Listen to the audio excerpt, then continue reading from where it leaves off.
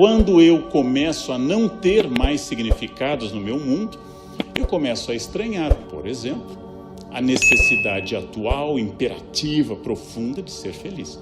Todos devem sorrir nas fotos. Fotos de pessoas mais velhas, de 50 anos, ninguém sorri. Não era de bom tom um profissional, por exemplo, tirar uma foto sorrindo. A felicidade é obrigatória. Vocês sabem, desde há muita palestra PRH, que pessoas infelizes não são contratadas pelas empresas. As pessoas têm que estar com muita vontade de trabalhar e contribuir para a empresa. E aí pergunto, qual o seu objetivo aqui? Eu acho que a proposta da empresa combina muito com a minha, eu quero trazer minha energia e minha força para isso. Qual o motivo de alguém trabalhar no planeta Terra? É ganhar dinheiro para não morrer de fome, poder sustentar pessoas. Porque se a gente fosse trilionário, não passava nem 1 quilômetro daquela empresa, né? Quem daqui tendo 500 milhões no banco, eu quero numa farmácia de manhã até o fim do dia, porque aqui é ali que eu sinto. Gente, eu amo fazer o que faço, eu amo dar aula, né? Mas com 500 milhões no banco, eu contrataria 5 pessoas que amam dar aula e colocaria para dar aula. E eu gosto do que eu faço, mas é obrigatório ser feliz. Eu adoro o meu trabalho, mas o que eu gosto mais é a minha família, porque família é tudo, sabe? E aí, na hora de perguntar um defeito, eu já fui entrevistador, já selecionava monitores, diga um defeito: perfeccionismo. Não, mas um defeito mesmo, a obsessão com o horário, não consigo me atrasar nunca. Não, eu queria saber uma coisa de fato, uma questão de caráter, botar a empresa acima da família. Não, estou tentando. Ninguém fuma, ninguém bebe, ninguém usa crack, ninguém usa cocaína, né? Felicidade é obrigatória. Todos devem ser felizes e profundamente felizes. Tanto, e também isso é muito importante para a área de vocês, que nós passamos a medicalizar a infelicidade. Alguém perde a esposa, perde um filho, perde a mãe, recomenda-se medicação. É óbvio que a pessoa está triste, mas a tristeza é natural. A depressão é uma doença clínica, que pode nascer de uma série de coisas psicológicas e até deficiência de lítio, mas a depressão existe. Mas a tristeza não é um acidente, a tristeza faz parte da vida. A tristeza é absolutamente essencial, essa dimensão trágica da vida é essencial. Eu sou feliz hoje porque no passado eu não era, é a única medida que eu tenho para medir uma vida. A felicidade obrigatória é muito artificial. No Facebook, no Fakebook, todos são felizes. Todos têm uma vida maravilhosa, todos comem em lugares extraordinários, passam finais de semana. Ninguém publica assim, brochei. Né? Ninguém publica uma coisa dessas, né? E o outro kkkk. Ninguém publica isso. Talvez porque ninguém sofra deste mal, mas aí tem farmácia também. Tem farmácia também. Não se esqueça, dizia meu pai Antônio várias vezes, não se esqueça, dizia minha mãe Emília várias vezes, ele bancário, ela professora, ela mais especialmente dizia, não se esqueça, pense com a sua cabeça. Preste atenção em outras cabeças, mas pense com a tua. Isso significava, você diz, é óbvio, não dá para pensar com a cabeça de outra pessoa. Às vezes querem que assim seja.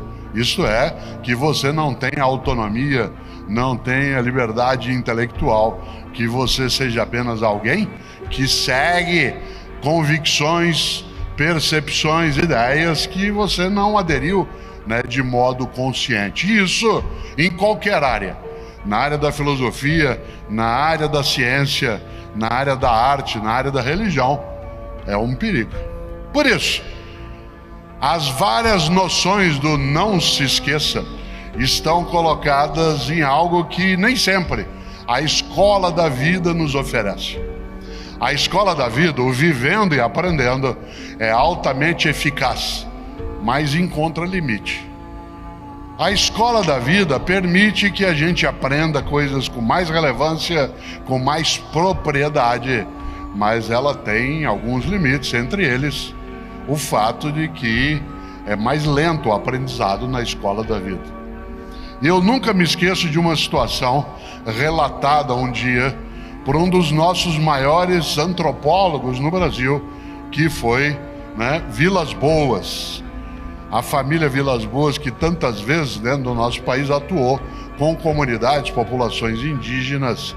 E um dia, Orlando Vilas Boas relatava algo e eu pude aprender isso também. E essa situação depois eu vivenciei de um outro modo. Mas eu vou relatar mais o que ele contou, porque é mais denso, mais significativo.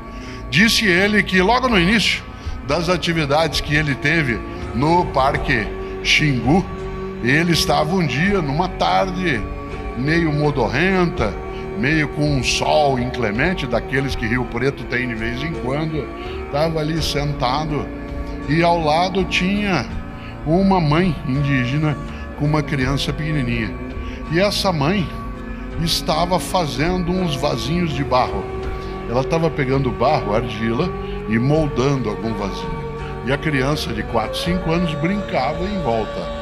E a mãe, e ele só observando. A mãe terminava o vasinho, pegou o vasinho e pôs sobre um toco para secar.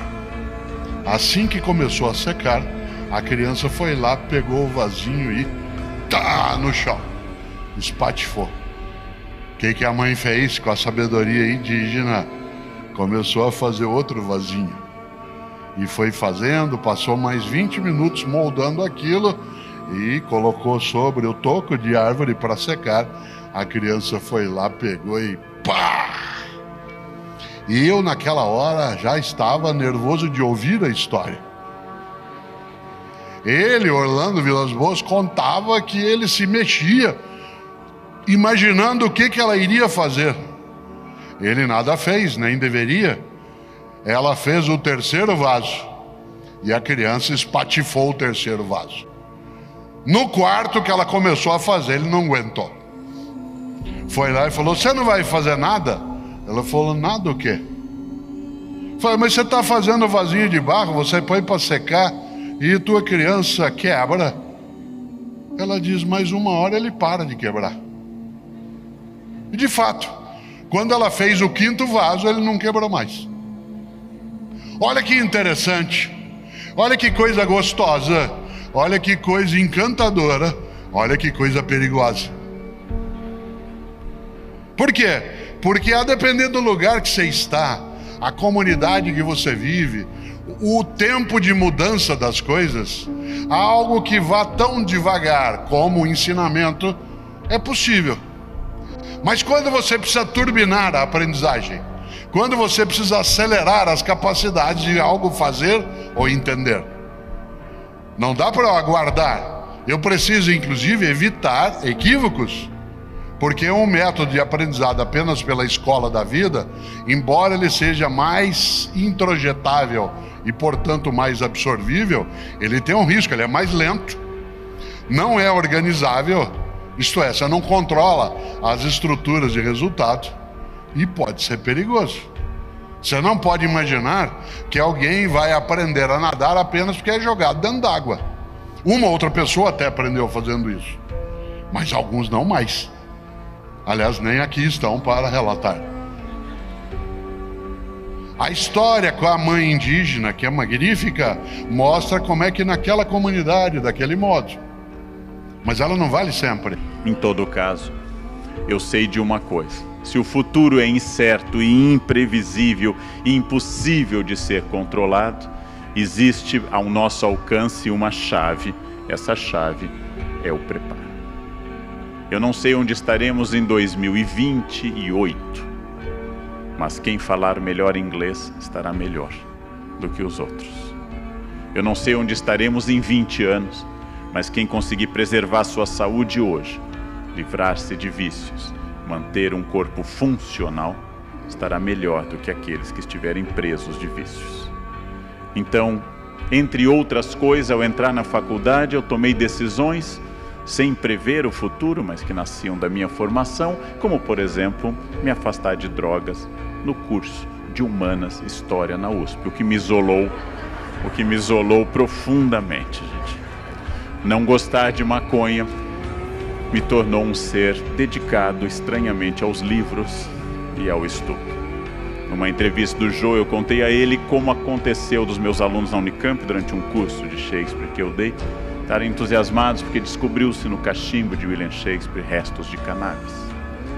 E meus alunos entusiasmados, Shakespeare fumava maconha provavelmente como toda a elite europeia do fim do XVI, durante todo o XVII. A criminalização de drogas é do século XX. Só que eu lembrei a eles que Shakespeare é Shakespeare porque ele era Shakespeare, e não por causa da maconha. E que se você e eu fumarmos maconha, seremos apenas maconheiros e não William Shakespeare. Afastar-se não é um discurso moral, ele é prático. Ele é prático, não? Afastar-se dos vícios, vícios que condicionem minha vontade. Procurar um corpo funcional, que não é um corpo Kim Kardashian, mas é um corpo funcional, que não me atrapalhe no exercício das minhas atividades. Ou, como eu já preguei pelo Brasil inteiro, dedicar-me de corpo e alma à gordura, ao bacon e assim a manteiga de garrafa regando tudo, porque isso impede Alzheimer. Se eu fizer isso todos os dias, não chegarei à idade de desenvolver Alzheimer, né? Nem catarata, nem osteoporose. Manteiga de garrafa cura praticamente todas essas doenças, inclusive males graves da terceira idade. Lá pelos 30 e poucos você vai ter um AVC fulminante e não chegará a essa idade do declínio. Na verdade, a minha pergunta não é se eu quero viver muito ou se eu quero viver pouco. A minha pergunta é sempre se eu quero viver bem. E para viver bem eu preciso de estratégia. A vida bem vivida e bem sucedida, como diz Luc Ferry no seu livro, o que é uma vida bem sucedida, ela pressupõe ação, estratégia e assim por diante. Mas eu não sei o futuro, e aqui eu me baseio nessa ideia linear de tempo que Santo Agostinho trabalhou nas suas confissões. Eu não sei o futuro. O presente é contínuo, o passado está sempre ficando para trás, e o futuro de fato nunca chega. Mas vamos substituir essa sequência pela seguinte ideia. Por passado, consideremos experiência. Todos aqui temos experiências. Por presente, consideremos a ação como eu estar falando e os senhores nesse momento escutando. E por futuro, entendemos a estratégia que nasce essa ação. Sempre a ação, prevendo a estratégia a partir da experiência. Vocês sabem que faz toda a diferença a ação e a estratégia. Duas pessoas que ganham a mesma coisa na mesma instituição pública têm dois padrões de vida completamente diferentes. Porque o que me faz ter dinheiro não é só o que eu ganho, mas é principalmente o que eu gasto. É o que eu gasto que me torna estável ou não. Como me disse um aluno, eu estou ganhando R$600 no estágio. Guarde R$6 todos os meses. Você vai ter 1%. Isso ao final do ano já vai ter 10%. Isso pode se transformar em 50% de um salário. Já é um fundo de emergência muito bom. Ou seja, a estratégia ela é quanto à saúde, a estratégia é quanto às relações afetivas, é quanto ao dinheiro, permanentemente daquilo que eu quero. O meu pai sempre foi a pessoa mais importante da minha vida. O meu pai que me criou. O meu pai nunca passou na porta de uma faculdade. Meu pai não pôde estudar. Mas o meu pai dizia coisas que depois eu encontrei quase com as mesmas palavras na filosofia mais sofisticada.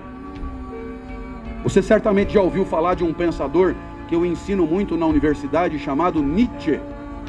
Alemão do século XIX, dificílimo de entender. E tem uma obra de Nietzsche em especial complicada, Assim Falava Zaratustra. Pois nessa obra tem uma fala que meu pai dizia igual. Olha só, o filósofo diz: demore o tempo que for para perceber o que você quer da vida. E o meu pai dizia: não tenha pressa na hora de viver. O filósofo dizia: percebendo o que quer da vida, não recue ante nenhum pretexto. E o meu pai dizia: para trás nem para pegar impulso. O filósofo dizia: não recue, porque não falta no mundo quem queira te dissuadir. E o meu pai dizia: não recue, porque o mundo está cheio de gente querendo te fuder. É a mesma coisa. E depois meu pai ainda acrescentava com carinho: seu bosta. Era como ele me tratava. Eu era proprietário, mais dois outros indivíduos, de um hospital, o Hospital São Lucas, em Teófilo Otoni, em Minas Gerais. Era uma sexta-feira, terminando o meu plantão, 6 horas da tarde, o telefone toca e a recepcionista diz: doutor Laíra, do senhor. E eu atendo. E a pessoa do outro lado diz: olha, eu sou um gerente de hotel, eu tenho um hóspede aqui no hotel que está suando frio e está com a dor no peito. E eu estou telefonando para o senhor. Aí eu falei: ó, eu estou saindo para um final de semana longo, chama outro. Ele falou: já fiz isso com outros 2 médicos, eles falaram a mesma coisa. Tá bom, estou indo. Fiz o juramento de Hipócrates, né? Tenho que ir lá. Estou indo. Cheguei lá, encontrei um polonês que falava pouco português, entendeu? E na época eu falava pouco inglês, para me comunicar bem com ele. E ele era um juiz aposentado na Polônia, e ele morava nos Estados Unidos. Ele comprava pedras semi-preciosas no Brasil, e Teoflotone é a capital das pedras semi-preciosas no Brasil, e vendia em Nova York.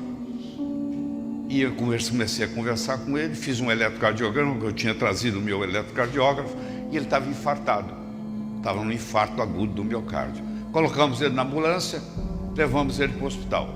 No caminho para o hospital, ele me pergunta assim: você conhece meu filho? Eu falei: quem é seu filho?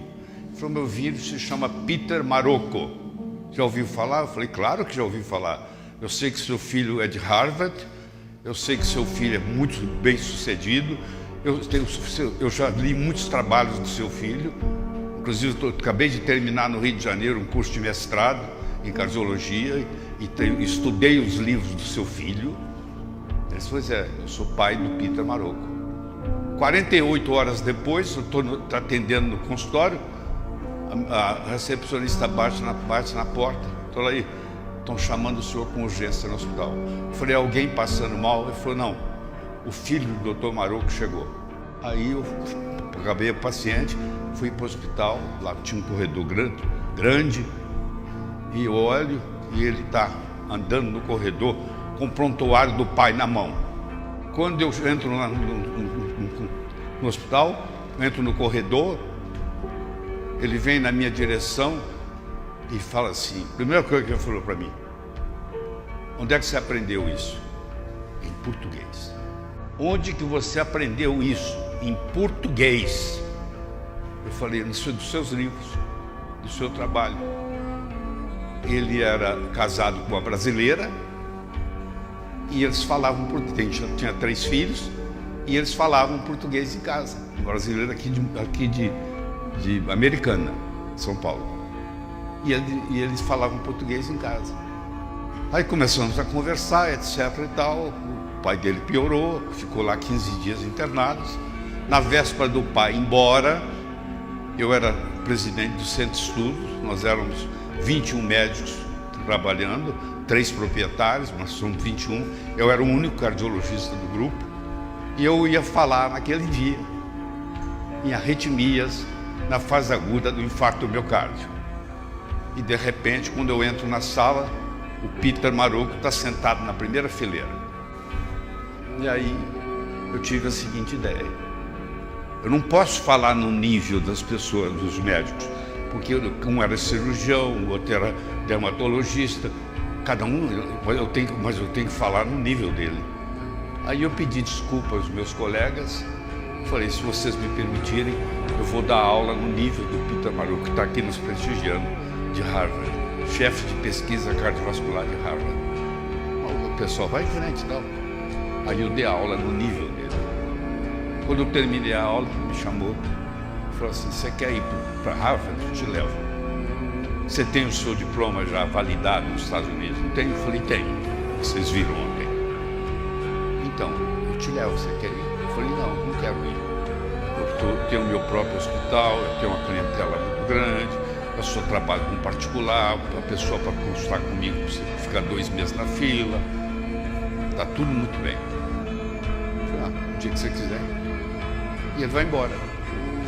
Passam-se uns meses, fiquei amigo dele, ele ficou meu amigo, estou conversando com ele no telefone, e eu pergunto para ele assim: e aquela oferta?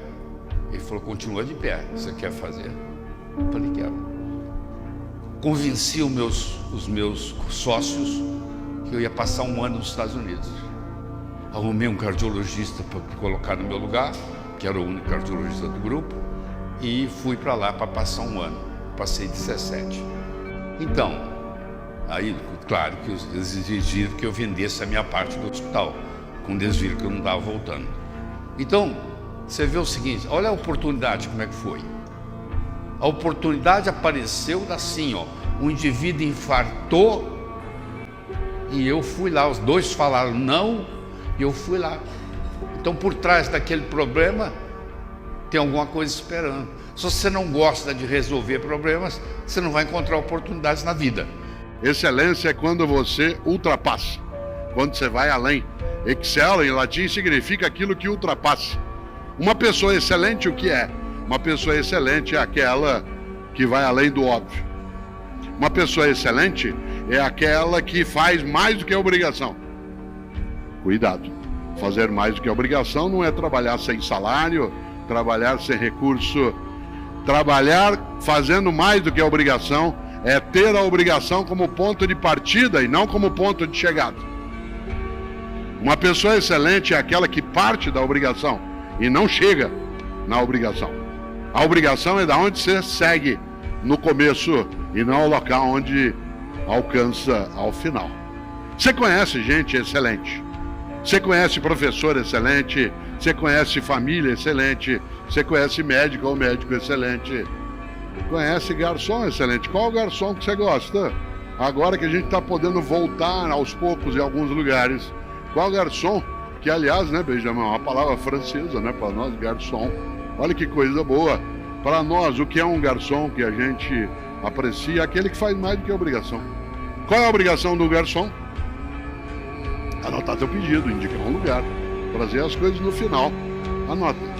Qual é o garçom que você gosta de ser atendido? Aquele que faz mais do que a obrigação. Que sugere coisas para você, que te indica um lugar, que é capaz de ficar próximo, mas não ao lado, ouvindo a conversa, que dá dica para você, que entende um pouco o que você aprecia. Por exemplo, aquele garçom, e você já encontrou, garçom ou garçonete, que você chega num lugar, você está ali num casal, seja qual for, pedem 2 pratos, e aí o garçom diz assim, olha, aqui é comida, o prato é bem servido, um prato só dá para 2. Você fica olhando, pensando assim, mas o cara tá louco, por que ele vai dizer uma coisa dessa? Vocês vão ganhar menos se ele fizer isso? Não, porque primeiro que a comida será de fato suficiente num único prato, e ao dizer isso, não precisa pedir 2, porque um prato é suficiente para ambos, ele te captura, fideliza, e aí você volta. E em vez de ter uma única refeição naquele lugar, se tem uma coisa que você quer, é voltar lá outras vezes. É interessante. É aquela pessoa que é excelente. Olha que coisa curiosa, uma história que aconteceu um dia comigo e com o Fernando, que está sentado aqui, né? Eu não dirijo, eu não tenho carteira de motorista, não tenho habilitação e não dirijo por uma razão que às vezes parece estranha. Eu não dirijo porque eu não gosto, né? E eu não aprecio fazê-lo. Tem gente que acha, como, você não dirige? Eu digo, eu não dirijo, não boto ovo, não fabrico rádio, né? Tem uma série de coisas que eu não faço no meu dia a dia. E eu não dirijo, e o Fernando, que aqui está, né? Ele faz comigo os percursos, os lugares, e ele dirige. Eu nunca esqueço, não sei se o Fernando se lembra, há uns 6 anos, nós estamos voltando de São João da Boa Vista, uma ótima cidade, quase na fronteira de São Paulo com Minas, né, em outro lado de Minas, e a atividade terminou 9h30 da noite, mas naquele momento não havia pandemia, e ao final havia uma sessão de autógrafos de quem tinha livro, havia sessão de fotos, coisa que hoje nós, por enquanto, não podemos fazer. Aliás, porque queremos ficar todas vivas e vivos e bem. E nesse sentido, naquele momento, saí eu, depois que a palestra terminou, para os autógrafos e fotos, e tudo terminou perto das 11h30 da noite. E nós com uma fome danada, querendo comer alguma coisa, a gente tinha tomado um lanche na hora que chegou, mas já estava muito tarde.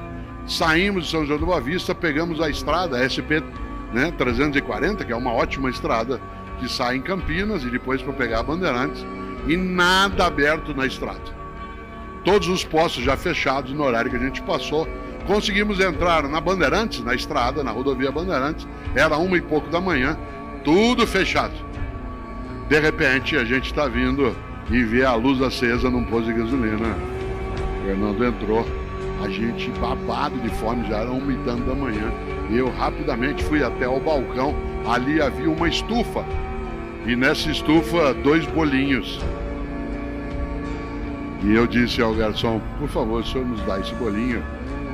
Ele disse, eu se fosse o senhor não comia não. Isso criou um afeto nosso. Aliás, quando a gente pode, a gente passa por lá. Atenção, olha que pessoa excelente. Ele não se contentou em ser exclusivamente um vendedor. Tal como o faça o teu melhor, não pode ser pela maldade, pelo indecente, pelo inaceitável. Embora fosse um negócio, uma regra boa na vida é não fazemos qualquer negócio. Não fazemos qualquer negócio. Só que ele não se contentou, olha que interessante, em dizer o que eu posso fazer. Nós dissemos, e não dá pra gente pedir um sanduíche. Ele disse, a essa hora a cozinha já fechou. Atenção no que eu vou dizer agora, porque é isso que marca o passo de uma pessoa que procura excelência na atividade dela. Em vez de dizer, a cozinha já fechou, o que eu posso fazer? Ele disse, como vocês estão com fome, eu vou preparar um sanduíche frio. Se vocês não se incomodarem, eu pego o pão, coloco um pouco de manteiga, né, de presunto e queijo. Ótimo. O que ele fez? O melhor na condição que ele tinha, enquanto ele não tinha condições melhores para fazer melhor ainda. Olha que interessante. Esta frase que eu acabo de dizer é uma frase que é repetida por mim em muitos momentos e ela parece quase como um mantra em alguns lugares. É muito comum que Cláudio e eu entremos, por exemplo, num restaurante agora, né, com um possível retorno, que a gente entre num hotel, que a gente entre num táxi e o garçom ou o taxista ou o recepcionista olha para mim, vê quem sou e diz, faça o teu melhor na condição que você tem, quando você não tem condições melhores para fazer melhor ainda. A gente até fica perplexamente feliz. Nunca fomos tão livres. E somos a geração mais deprimida da história humana, a maior consumidora de remédios para depressão. Somos a geração que consome em larga escala medicamentos para depressão. E nunca fomos tão livres em relação a praticamente tudo. Somos livres, mas se precisarmos temos Rivotril, temos Prozac, temos antidepressivos, temos calmantes, soníferos, para que a gente possa ser mais feliz ainda. Tudo isso, também somos livres nas redes sociais para dizer se a minha vida vale a pena ou não, porque eu vou fotografar tudo. Inclusive minha ida ao quilo. Vou fotografar o prato do quilo. Vou postar. Acrescentado do potássio. Tô no quilo. KKKKK. E as pessoas vão dizer se a minha vida vale a pena ou não, colocando likes e curtidas. Num dos episódios de Black Mirror, a vida é regida pela quantidade de likes. Você só pode entrar em determinados restaurantes se tiver um número X de likes. Você só pode gastar na loja se a sua quantidade de likes for expressiva. Na verdade, o que Black Mirror brinca é o que acontece hoje. Sua popularidade é medida por algo abstrato, que são os likes. Na verdade, há muita coisa a ser dita sobre isso, mas eu diria que por um problema administrativo, a nossa era de liberdade é a era de solidão, e o celular é a grande muleta da solidão. Não é importante assistir uma palestra de Leandro Carnal, isso é irrelevante. Tanto faz, já vi várias na internet. O importante é ter uma foto ao lado dele e postar na rede. Tô aqui com o Carnal, kkkk. Carnal é meu amigo, lol. RS. Não é importante viver o momento, o importante é registrá-lo e publicar. E lançar ao mundo a garrafa com a mensagem, você acha que a minha vida vale a pena? Porque são os outros que vão dizer isso. Então não é o meu narciso, minha vaidade, meu orgulho que está fazendo isso. É a minha insegurança e a minha fraqueza pessoal, que estão buscando nos outros a resposta: a minha vida vale a pena ser vivida. E as pessoas viajam e postam, e elas jantam e postam, e elas vão ao parque e postam, andam de bicicleta e postam. A vida delas fica uma imensa postagem, e tudo vira uma posta imensa, porque ninguém mais vê nenhuma diferença em ninguém, e todos são felicíssimos, e todos riem, e todos vivem em festas, e todos estão bem. Ninguém posta um fracasso, que são coisas que definem a vida. Nunca houve no Face uma postagem simples de manhã: brochei, kkkk, nunca houve essa postagem. Mas saibam, não aqui naturalmente, mas em São Paulo há quem broche. Aqui naturalmente não, o interior tem mais força, mais respeito. E o objetivo de hoje, o objetivo da intervenção de hoje, é falar de uma coisa curiosa, porque eu não sou tradutor, apesar de ter sido professor em faculdade de tradução por muitos anos, mas não sou um tradutor profissional, e vou tratar da área de cultura, e tentando reunir o que me pediram: tradução, cultura, ética, para tentar dar algumas luzes, não de um profissional como vocês, mas exatamente as luzes externas, dizendo algumas coisas que possam trazer algo especial para o trabalho dos senhores e das senhoras. Vivemos um momento atípico no Brasil, um momento de crise econômica que não é a mais forte da história deste país.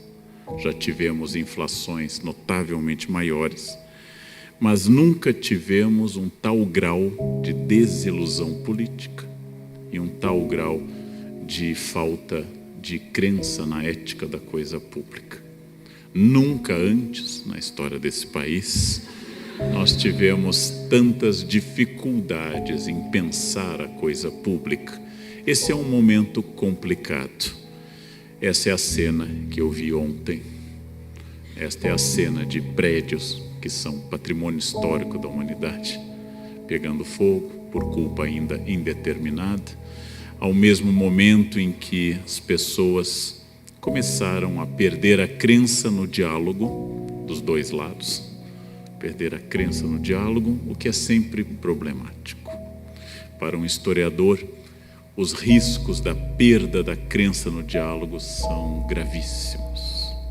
Hoje eu sempre aponto um exemplo no mundo de um país onde o diálogo morreu por completo. Esse país se chama Síria e é um risco permanente. Lá ninguém mais dialoga com ninguém e o resultado é uma população se atirando ao mar para tentar fugir deste inferno.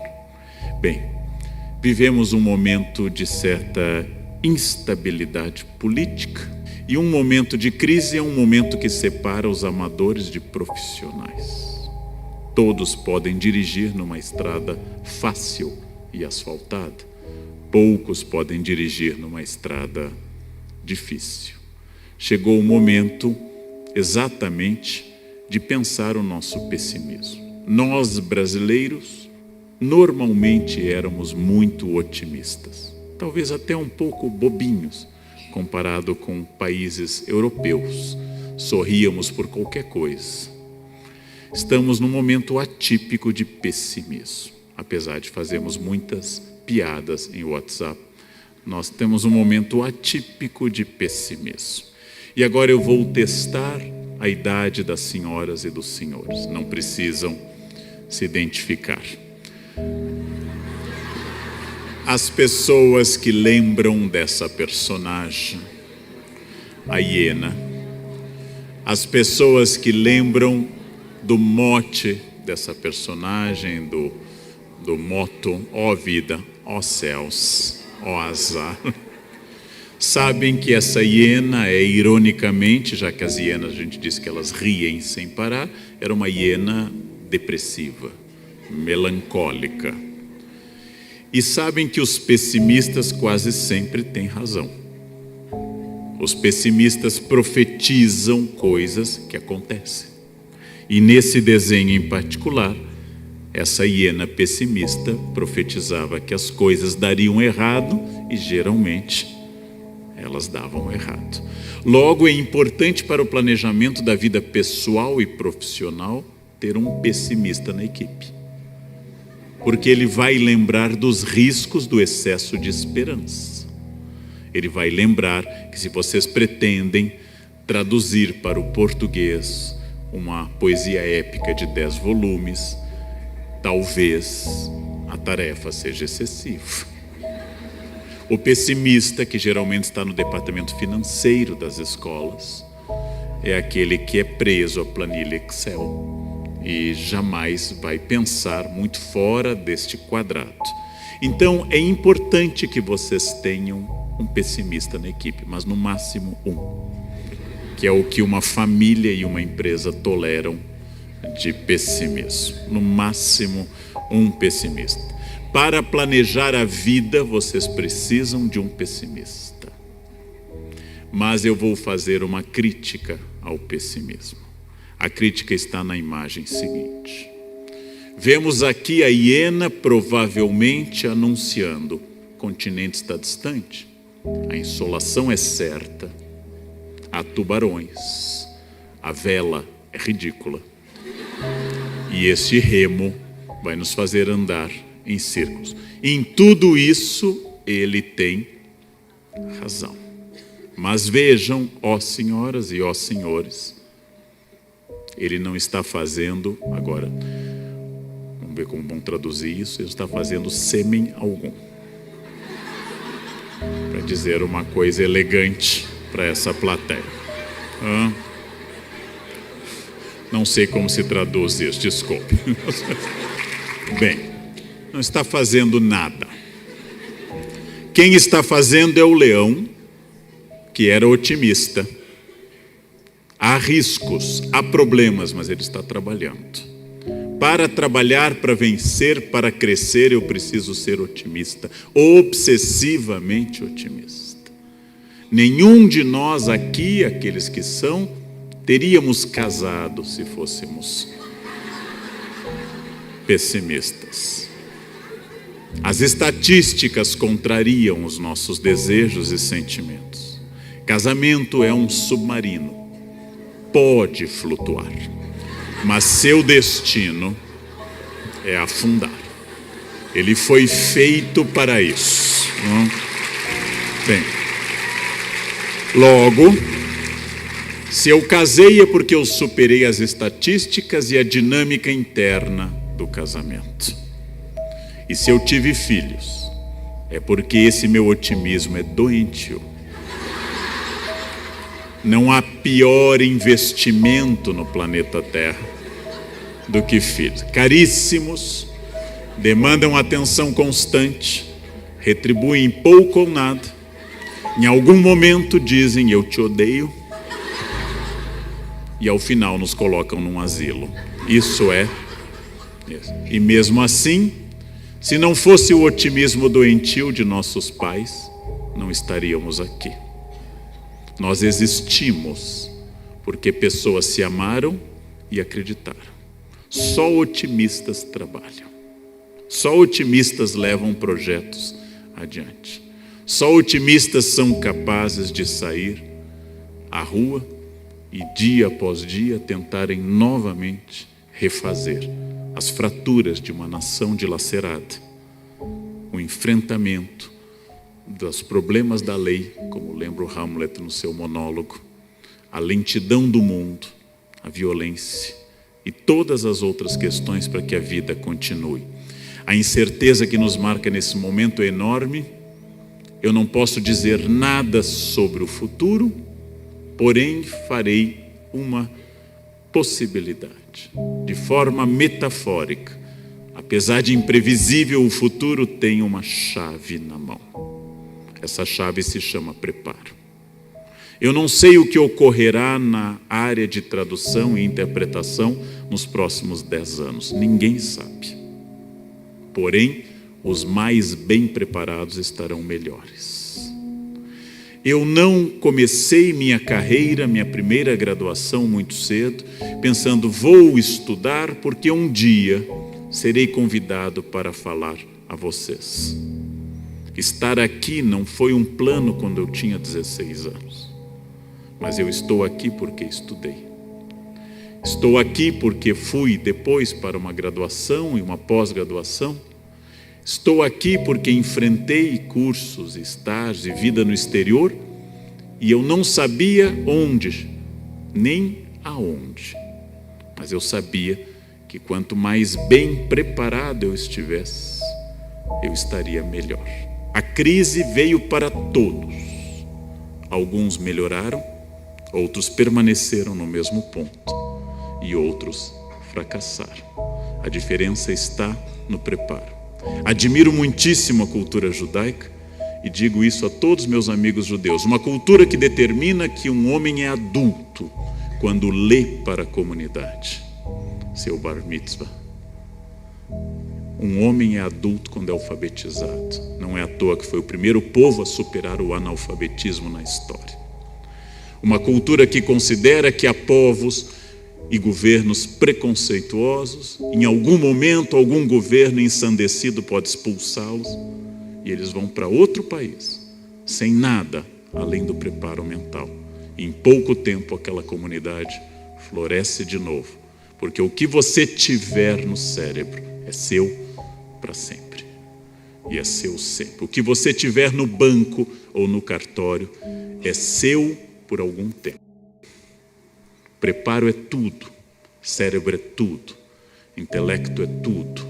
Quanto mais eu tiver esse preparo, mais essa crise vai se transformar num desafio, usando essa ideia de tempo linear, de passado, presente e futuro, que Santo Agostinho tanto tratou no capítulo 11 das Confissões, que essa perspectiva, o futuro é incerto. Porém, vamos substituir as 3 palavras por passado como experiência. O que cada uma e cada um de vocês trouxe até essa noite aqui no Centro Rebouças.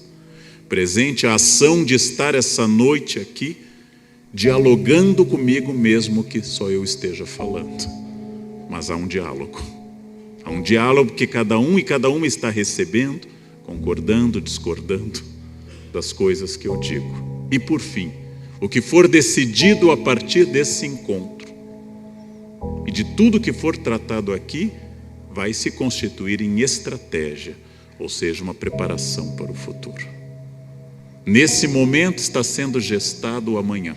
Ao final dessa noite, eu já serei experiência, o coquetel seguinte será ação e o ciclo recomeça. Onde eu estarei o ano que vem? Onde eu estarei em 2027? E isso é fundamental para eu definir esse momento. E é fundamental que vocês saibam que o que nos faz ir para frente chama-se erro. Eu hoje dou aula melhor do que eu dava há 20 anos ou há 30, porque eu, Leandro, errei bastante. Tento apenas não errar no mesmo ponto 2 vezes. Eu, Leandro, errei e a cada erro estabeleci uma nova estratégia. Vocês conhecem o ditado mais comum e linear que se chama errar é humano. Mas vamos aprofundar essa ideia. A primeira empresa do mundo chamou-se Éden Limitada. E seu chefe contratou 2 pessoas dali, sem seleção externa. Fez uma semana de compliance e disse: só tem uma regra nessa empresa. Não pode comer dessa fruta. Está sob estudo, é transgênico. Nós estamos tentando algumas coisas com essas frutas. Só essa, o resto tudo pode. Tudo pode. Os 2 funcionários foram direto na árvore, comeram, foram demitidos por justa causa. Foram para o mundo, tiveram 2 filhos, Caim e Abel. Caim matou Abel. A primeira família do mundo, a mais perfeita, a mais próxima de Deus, tem 2 infratores, um assassino e um cadáver. Pensem. A família que não tinha sogra. A família que tinha tudo para dar certo, gente. A família que não tinha Natal para decidir onde passar. A família que não tinha almoço de domingo, tinha tudo para prosperar. Esta família resultou em 75% de fracasso e 1 morto. Errar é humano. Esses são os nossos pais fundadores. Errar é humano. Todos erraremos. Qual a diferença entre a pessoa de sucesso e a que está destinada a ser um fracasso? É quanto cada um de nós aprende do erro. Da aula mal dada, do texto traduzido errado, da atitude politicamente errada, de um surto. A partir disto, eu aprendo. E a partir disso, eu mudo a existência. Ser sábio não é ser perfeito. Perfeito do latim perfectum, feito até o fim. Ninguém é perfeito até a morte. Eu sou perfectível. Eu sou passivo de ser transformado até o último dia da minha existência. Eu estou aprendendo permanentemente. E para isso eu tenho que sair do maior inimigo de todo profissional, que é a zona de conforto. A zona de conforto é aquilo que diz, está bom.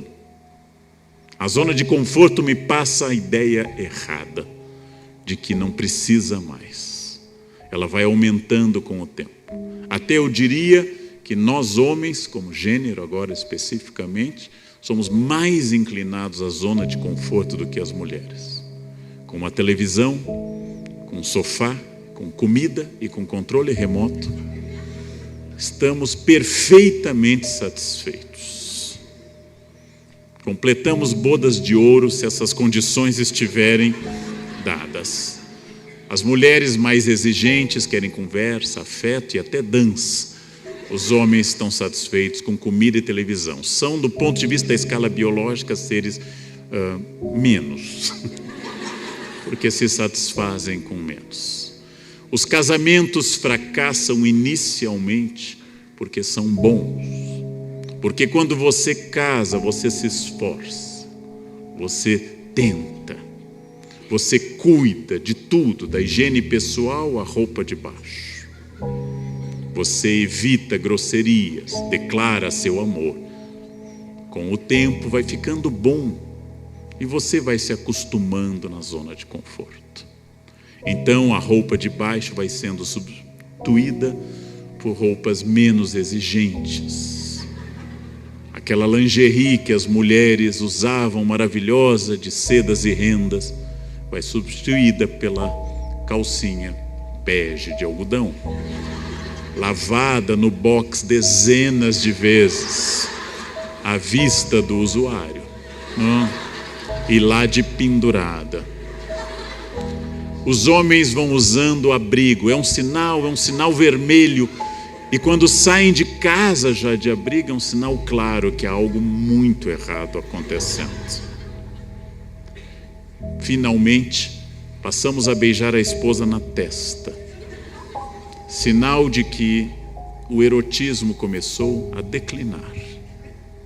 Finalmente, chamamos a esposa de mãe, que é outro sinal evidente de que já não há mais nada sob aquelas cinzas, já que ninguém deita com a mãe desde Édipo, pelo menos. E por fim, ó senhoras e ó senhores, chega o dia fatal. O dia que o casamento atingiu sua zona de conforto mais notável. É o dia que o casal passa a usar croque. Acabou. Bem, acho que croque é croque em inglês, né? Zona de conforto é aquilo que me diz, para que sair de onde está bom? Essa escola está funcionando.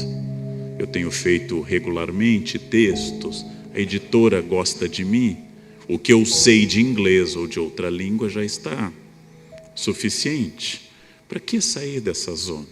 Porque no momento que você decide não crescer mais por um princípio físico, você começa a diminuir. No momento que você não se expande, você encolhe. No momento que você não acrescenta, você perde.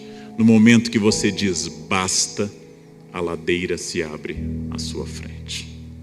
A única chance de eu ser alguém permanentemente desafiado por mim mesmo, a única chance de dar certo esse desafio é a possibilidade de eu entender a formação permanente em tudo, em absolutamente tudo. Que a proteção de uma zona de conforto funciona como a casca do ovo, que se até o 21º dia, até a 3ª semana, o pinto romper, ele morre. Se ele não romper no 21º dia, ele morre. O que me protege, me acalma. Usando a expressão de um ex-colega meu da Unicamp, falecido professor Rubem Alves, ostra feliz não produz pérola. A pérola é a resposta da ostra ao incômodo. Dei muita aula para alunos em colégios de elite, ricos, bonitos, bem formados, com tudo, que não deram em nada. São pessoas que eu passei a dizer que têm um brilhante futuro pelas costas. Tinham tudo, menos a vontade. E ter todas as condições, por vezes, tira a vontade. Primeiro esforço de todo tradutor, intérprete, é a formação e atualização permanente. Quando me ensinaram a ser professor na licenciatura, deram-me importantes itens profissionais. Aprendi a passar provas em mimeógrafos.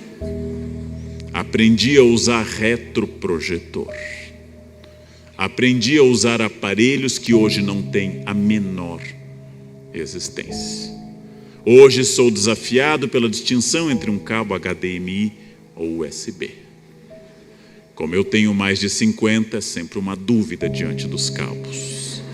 Eu tento, eu vou metendo para ver se entra. Quando eu vejo, não é essa a saída.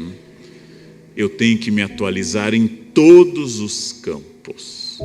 Por 2 motivos, tanto a técnica quanto a língua em si são elementos vivos, dinâmicos.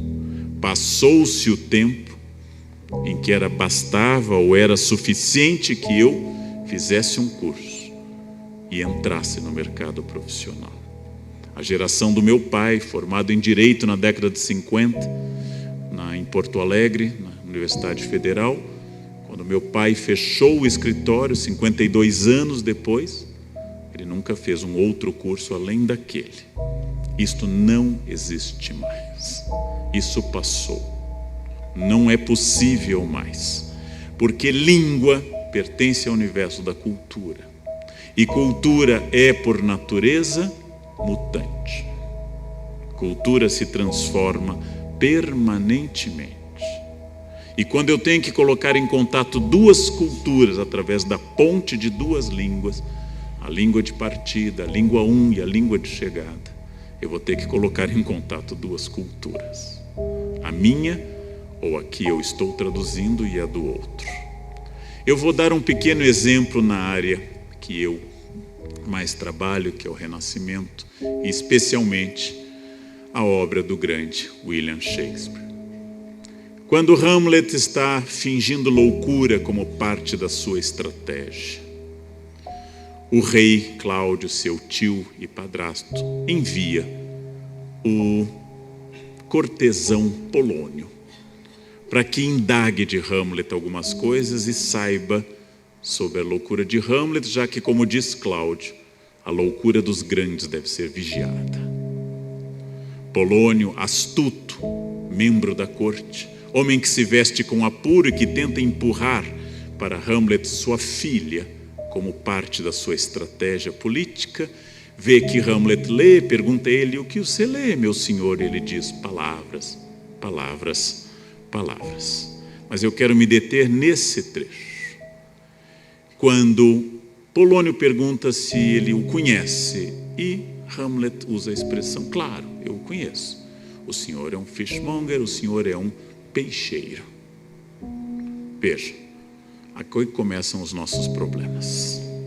Em primeiro lugar, porque essa palavra quer dizer o que vem de peixes, obviamente. Mas essa palavra também é gíria no século XVI para o agenciador de prostituição, em língua contemporânea jurídica, proxeneta, em língua de rua, cafetão. Ele está dizendo que Polônia é um cafetão, é um proxeneta, porque está tentando empurrar sua própria filha Ofélia para utilizá-la no jogo político. O senhor é um agenciador de mulheres. Ele também está usando a gíria elisabetana, que vai insinuar a relação entre peixe e o feminino, especialmente entre prostituição e cheiro de peixe, já que em Londres as duas ruas ficavam próximas, tanto a rua de venda de peixes quanto a da prostituição, próximas ao teatro, onde essa peça já era encenada. Mas ele também está dizendo que, apesar de parecer um homem elegante de corte, apesar de usar roupas de um cortesão, ele é podre por dentro, como um peixe estragado. Bem, e aí eu pergunto a essa plateia de especialistas, como eu traduzo essa palavra? Qual é a palavra em português que contém todos esses significados? Nenhuma.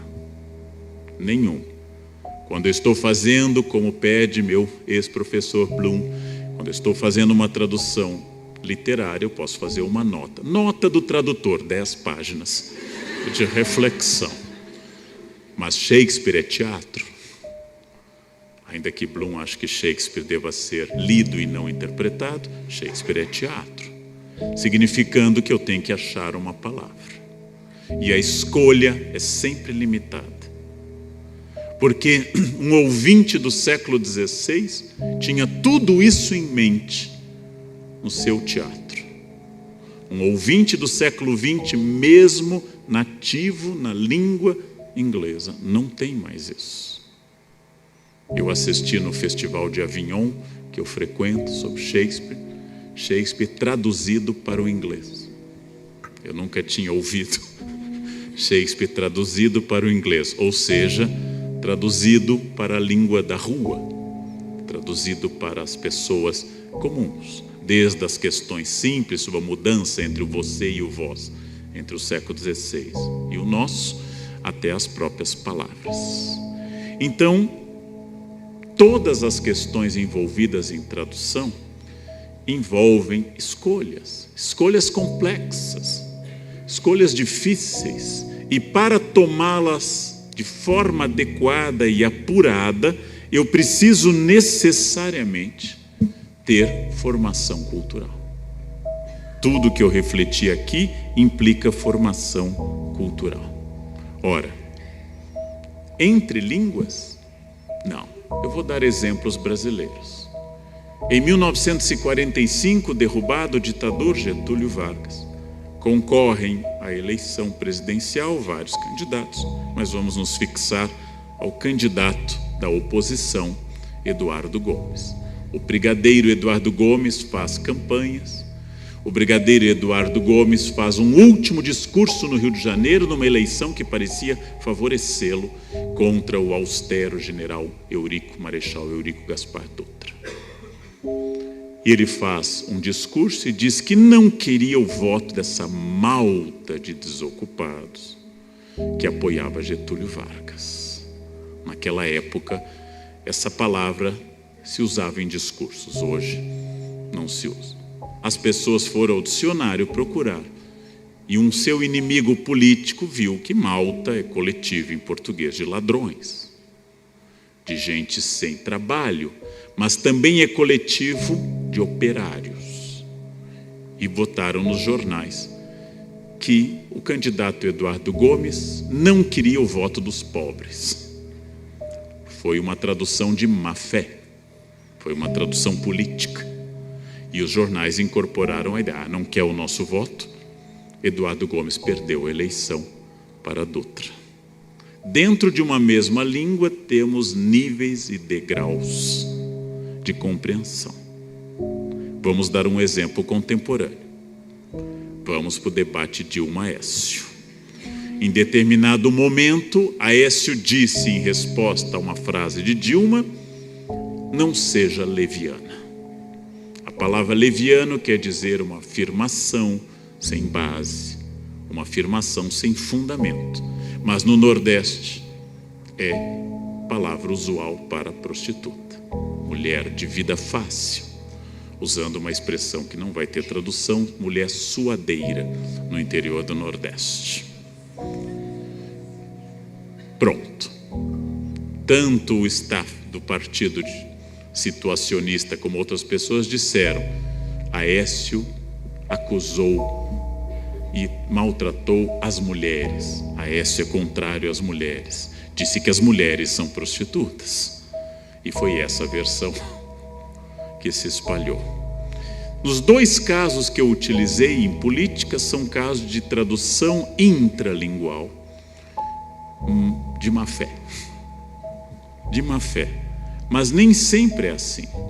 Por vezes é a barreira cultural. Quando os 2 primeiros náufragos espanhóis caíram em Cozumel, na costa da península mexicana de Yucatán, 2 espanhóis, um deles que no futuro acompanharia Cortés na sua jornada de conquista do México, ficaram ali e perguntaram em espanhol aos nativos maia, no caso maia quiché, como se chama esse lugar? Qual é o nome dessa terra que nós estamos? Perguntaram em espanhol, língua que os maias dominavam fracamente naquela ocasião. Os maias responderam Maquincatán. Eles ouviram Yucatán.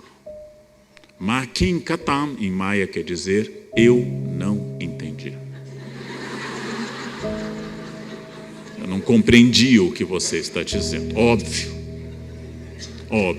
Não tenho a menor ideia do que você está dizendo. Não há tecla SAP no século XVI. Então eu respondo Maquincatán. E eles anotaram. O lugar se chama Yucatán. Os indígenas chamam esse lugar Yucatán. E até hoje, Yucatán. Chama-se assim. Essa versão correu idêntica para a palavra canguru. Mas é falsa a versão. Canguru não quer dizer eu não entendi, quer dizer canguru mesmo. Quer dizer o animal canguru, que o capitão Cook teria perguntado, mas essa é uma versão falsa. Mas é bonitinha, vale a pena mantê-la. Essa aqui é verdadeira. Aqui nós temos o choque básico de tradução. Não tenho a menor ideia do que você esteja falando. A isso, você sabe melhor que eu, chamamos entropia.